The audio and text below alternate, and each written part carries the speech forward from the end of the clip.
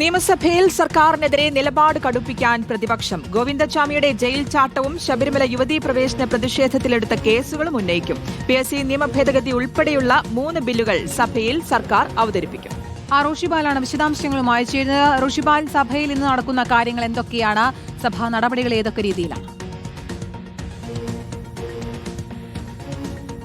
കീർത്തന, ശ്രുതി, നിയമസഭാ സമ്മേളനം അടുത്ത മാസം 10 വരെ തുടരും. പക്ഷേ ഇന്ന് സഭ അവസാനിക്കും. പിന്നീട് 5-ാം തിങ്കളാഴ്ചയാണ്, അടുത്ത തിങ്കളാഴ്ചയാണ് പുനരാരംഭിക്കുക.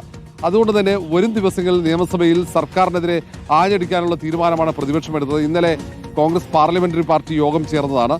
കാരണം കഴിഞ്ഞ ദിവസങ്ങളിലൊക്കെ സംസ്ഥാന സർക്കാർ കൊണ്ടുവരുന്ന അടിയന്തര പ്രമേയങ്ങളൊക്കെ സഭാ നടപടികൾ നിർത്തിവെച്ച് ചർച്ച ചെയ്യുന്ന സാഹചര്യത്തിലേക്ക് പോയിരുന്നു. അതുകൊണ്ട് തന്നെ സഭയ്ക്കകത്ത് സർക്കാരിനെതിരെ ആഞ്ഞടിക്കാനുള്ള അവസരമില്ല. ആ തരത്തിൽ ഒരു പ്രതിഷേധം ഉയർത്താനുള്ള സാഹചര്യം ഒരുങ്ങാതിരിക്കാനുള്ള നീക്കം സർക്കാരിൻ്റെ ഭാഗത്തുണ്ട്. ഇനി അങ്ങോട്ട് കടുത്ത രീതിയിൽ ഒരു തരത്തിലും സർക്കാരിന് മറുപടി പറയാൻ പറ്റാത്ത ജനകീയ വിഷയങ്ങൾ ഉൾപ്പെടെ കൊണ്ടുവരാനാണ് ശ്രമിക്കുന്നത്. ഇന്ന് പ്രധാനമായും നിയമസഭയ്ക്കകത്തേക്ക് ചോദ്യോത്തരമായി തന്നെ ശബരിമലയിൽ നേരത്തെ യുവതീ പ്രവേശവുമായി ബന്ധപ്പെട്ട കേസുകൾ പിൻവലിക്കാത്ത അടക്കമുള്ള വിഷയങ്ങൾ വരുന്നുണ്ട്. ഒപ്പം ഗോവിന്ദച്ചാമി ജയിൽ ചാടി വിഷയം, അത് സുരക്ഷാ ഭീഷണിയാണെന്ന് അടക്കമുള്ള കാര്യങ്ങൾ ചൂണ്ടിക്കാണിച്ച് ചോദ്യങ്ങളായി ഉയരുന്നു. ഇന്ന് പ്രധാനപ്പെട്ട 3 ബില്ലുകളും സഭയിൽ വരുന്നുണ്ട്. അതിലൊന്ന് കേരള പബ്ലിക് സർവീസ് കമ്മീഷൻ നിയമ ഭേദഗതിയാണ്. ഇങ്ങനെയുള്ള ബില്ലുകൾ വരും. ഇന്ന് വൈകിട്ടോടെ സഭ പിരിയുകയും ചെയ്യും. റോഷിബാൽ, എന്തായാലും ജനകീയ വിഷയങ്ങൾ ഉയർത്തി സർക്കാരിനെ പ്രതിക്കൂട്ടിലാക്കാനുള്ള ഒരു നീക്കമാണ് പ്രതിപക്ഷം നടത്തുക. ഇന്നിപ്പോൾ അതുമായി ബന്ധപ്പെട്ട് എങ്ങനെയായിരിക്കും, ഏത് രീതിയിലായിരിക്കും പ്രതിപക്ഷം ഉയർത്തുക? സർക്കാർ എങ്ങനെ പ്രതിരോധിക്കുമെന്നാണ് മനസ്സിലാക്കുന്നത്?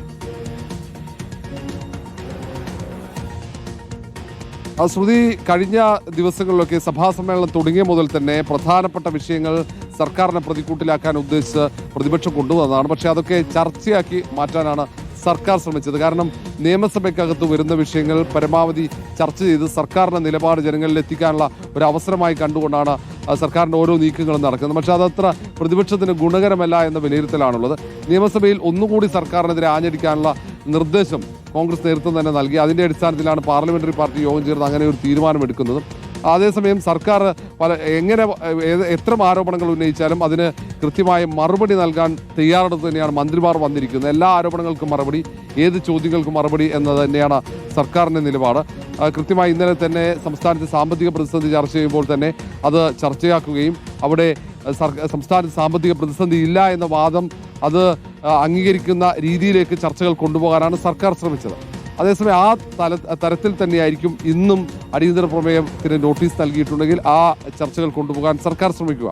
ഏതായാലും തദ്ദേശ തെരഞ്ഞെടുപ്പ്, നിയമസഭാ തെരഞ്ഞെടുപ്പുള്ള സാഹചര്യത്തിലാണ് സർക്കാരിൻ്റെ വ്യത്യസ്തമായ നീക്കമുണ്ടാകുന്നത്. പ്രതിപക്ഷമാണെങ്കിൽ ഒട്ടേറെ വിഷയങ്ങൾ സർക്കാരിനെതിരെ ഉയർത്തിക്കൊണ്ടുപോകാനുള്ള ശ്രമം നടത്തും. ഇനി പരമാവധി 5-ന് തുടങ്ങിയാൽ പിന്നീട് 5 ദിവസം കൂടി മാത്രമേ സഭ ഉണ്ടാവുകയുള്ളൂ. അത് കഴിഞ്ഞ് പിന്നാലെ തദ്ദേശ തെരഞ്ഞെടുപ്പിൻ്റെ ഒരുക്കങ്ങളിലേക്ക് പോവുകയും ചെയ്യും. അതുകൊണ്ട് തന്നെ സർക്കാരിനെ തുറന്നു കാട്ടാനുള്ള നീക്കമാണ് പ്രതിപക്ഷത്തിന്റെ ഭാഗത്ത് ഉണ്ടാവുക.